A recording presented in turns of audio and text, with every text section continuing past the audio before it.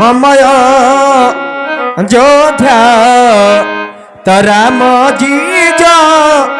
नमली हले हो ए ललिना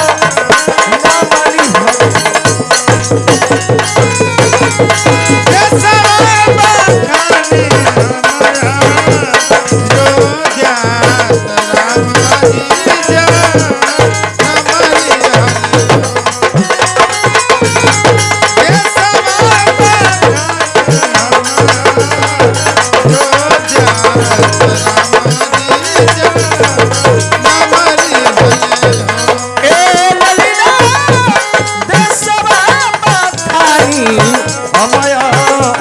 जोध्या तराम जीज नमली हले हो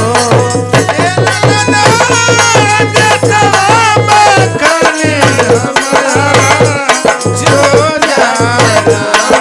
जीज नमली हरे हो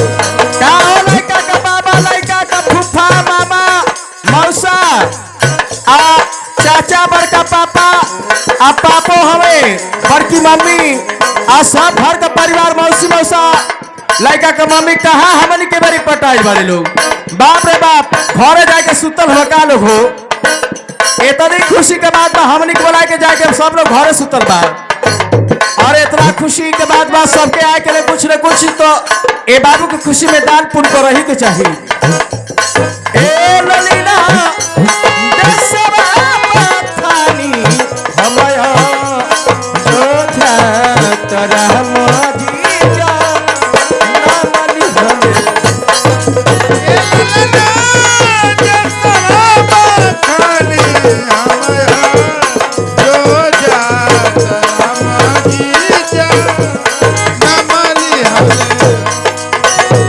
Oh,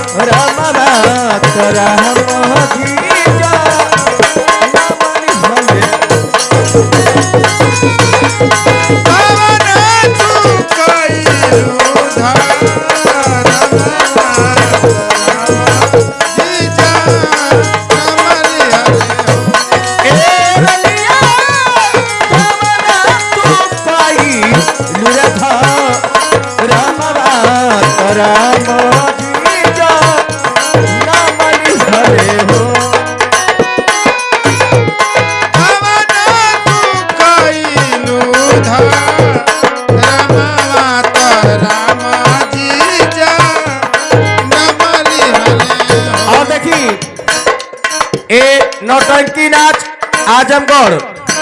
YouTube channel Angad Kumar सठिया आजमगढ़ से आज की तरफ से बहुत सारा पुरस्कार मिला है। मैं इस शिवाजी को बार बार नमस्ते प्रणाम करती हूँ। मालिक करे भैया के कमाई में सोना बरसे चैनल के लाइक करे सब्सक्राइब करे ए सखी क्या हो देखा हमारे अंगद भैया आ गए ना आए घर का परिवार हमनी के बेरी लोग सब लोग पटाए गए जैसे बुझात बा कि सबकर पैसे खत्म हो गई बा। अरे का मम्मी पापा दादी बुआ फुफा सब लोग बा जन बाप रे बाप सब लोग चल गए बा घरे सुते का हो। लेकिन देखी सखिया सले हरि मंगली नावेली गाई केसु नावेली गाई केसु नावेली हो मरे ललीला कवना तू कोई रूधा रमवा राम जीजा नमरी ललीला कवना तू कोई रूधा रमवा राम जीजा नमली हले ओ मरी ललिया कवना तू कोई रूधा रमवा राम जीजा नमली हले मोरे धनिया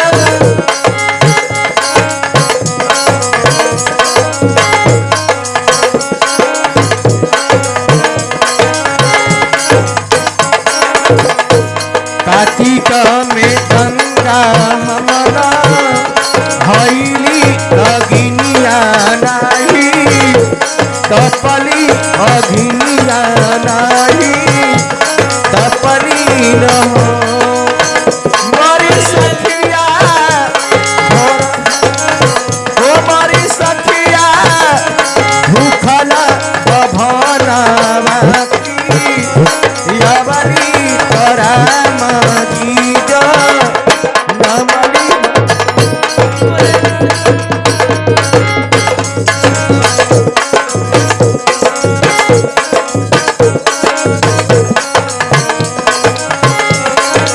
ओ मारी सखिया